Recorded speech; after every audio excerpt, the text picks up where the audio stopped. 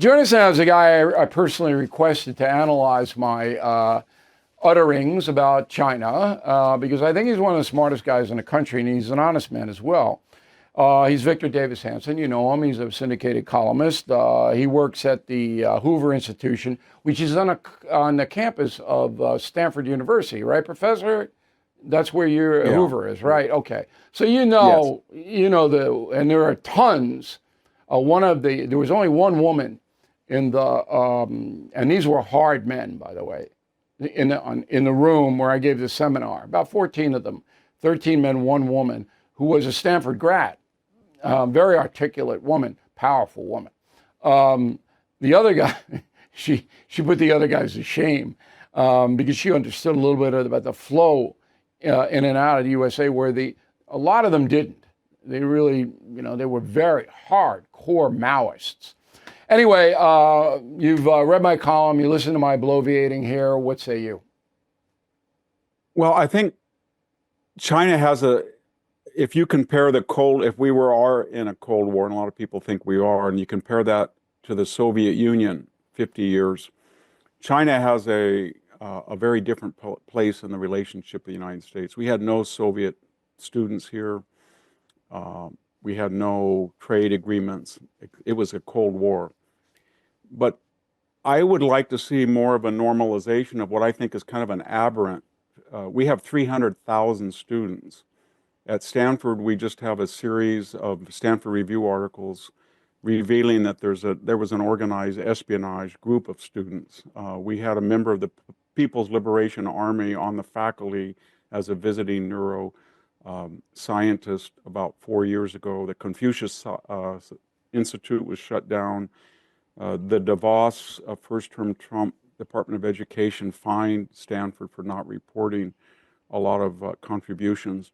So I guess what I'm saying, Bill, is that the view of George H.W. Bush and Bill Clinton and George W. Bush, and to a greater extent, Obama, that the more engagement you have with China, they were going to be impressed with American culture, tolerance, and they were going to emulate us, and then they would. That's not happening. No, it's not No. happening. It's not happening. So I think the Trump position was that we had given them a sense of appeasement or laxity, and our magnanimity was reciprocated by Aggression. taking advantages of rather than reciprocity. And I think Right. right now we're in a period where, when you look at China, they're building 3 or 4 nuclear warheads a month, and they plan to get up to about 1,200 in 5 years. They have violated, and we don't have much success with them on copyrights, patents, dumping of product, currency manipulation. I would like to think that maybe Hong Kong would have been an example for Taiwan, but when you look what's happened to Hong Kong, Jimmy Lai is in prison, and they pretty much suppress free speech. So I guess what I'm saying is, because of World War II and we have a large Chinese population here, there was a natural empathy for closer relationships, and it wasn't the Cold War, Truman, Eisenhower Cold War. There was a real opportunity, the Americans thought, to reach out to China and to give them indulgences that we didn't other countries that we had been. Yeah, it worked in for a little rivalry with. while. It worked for a Yeah, little while, but it then did. she got in, and she is, she's Yes. personal legacy is tied in with Taiwan. Do you Yeah. believe? I said that I came up with this Yeah. partnership for prosperity and peace, and the reason that I did is because China has to feed 1.5 billion. They're hurting. Okay, their economy needs the United States. That is the big leverage we have over them. And they are willing to make a deal, I believe. Do you believe that? I think they're willing to make a deal in the economic realm because they're suffering kind of a historic phenomenon that the more they have upward mobility, rather than the population being satisfied, it's just a human trait, human nature. They're even more ambitious for a better life, and it's very hard to fulfill the expectations of the Chinese growing middle class because they're not spending what they should on domestic No, it's health all care. military stuff. Yeah, it's all military, Belt But and there's Road, Spartans over there. But yeah. And what so I I think they, saw, I tested them a couple of times. I said, you're not going to get anywhere with Trump because it was all Trump centric. You know, you gave a very logical and good historical analysis. That's not what they're interested in. They're interested in Trump. Okay. And I said, the first thing you have to do is knock out the fentanyl. Okay. And you know, you have to knock it out. And they go, well, we are, but the precursor. I said, I don't want to hear precursor. And remember that this was translated. You know, they had the little things, and because half the room spoke English, half didn't. But the instant translation, I said, I don't want to hear precursor. You don't need fentanyl. You don't need any of it. Knock it out. Give President Trump that. That's where you start. You don't need to be in bed with Putin. And I warned them about Putin. I said, you can try to be his friend, but he'll turn on you like a snake. You don't need to be cutting up to the mullahs. Okay? United States will supply your energy needs in a much more benign way. They could not answer any of those things, Professor. None. Yeah. And I just laid it out. I said, if you're gonna consort with bad guys, evil guys, then that's what the label you're gonna get. Why do you need it? You don't need it. It doesn't help you. And that was the thrust of the 90 minutes. Yeah, I think the Trump, and I can't speak for them, and you know them better than I do, but I think they're in this narrow Soviet, Russia, China, American relationship. They're trying to have a Kissinger paradigm where China is no better friend to Russia than it is to us. Russia is no better friend or enemy, whatever, to China than it is to us, and triangulate and check power because they have historic animosities, China and Russia.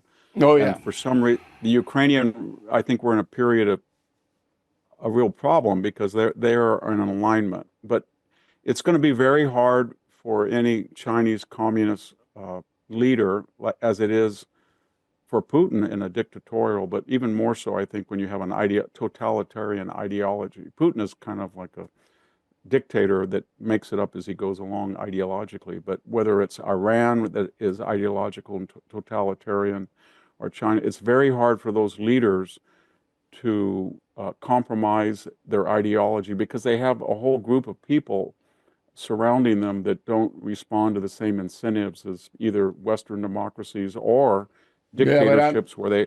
I'll tell you why. There wasn't a lot of love for Putin or Iran in that room. They don't care about the Ukraine, the Chinese, and they don't care about Gaza.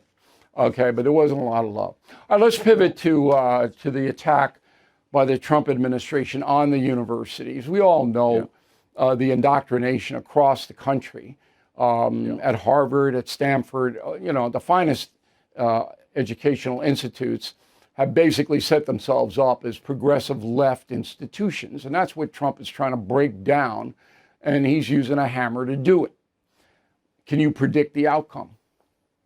Yeah, I think they're going to have to cut a deal with them. It's analogous, Bill, to illegal immigration. The left keeps saying that there's no criminals here, we don't have a problem. Then almost every day we have an illegal immigrant that kills somebody, or as we saw in Colorado, commits a terrorist act.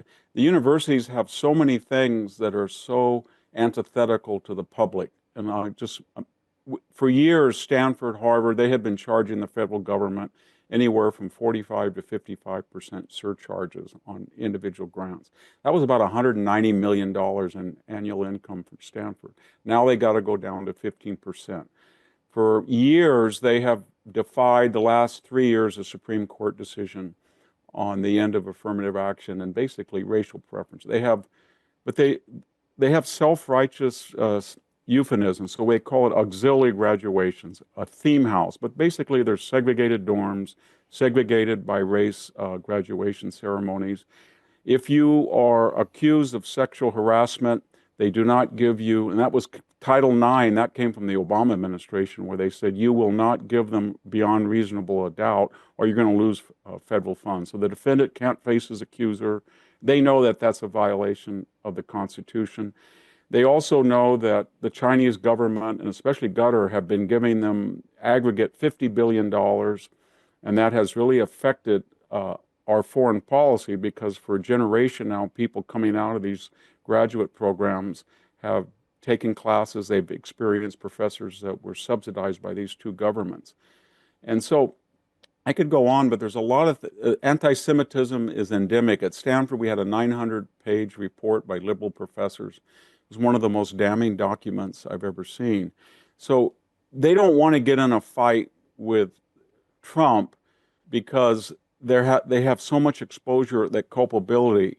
They charge 110% for foreign students. They've got a third of the student body. Yeah, it's all about money. But Yeah, the it is. ideology, they won't even pull back at Harvard.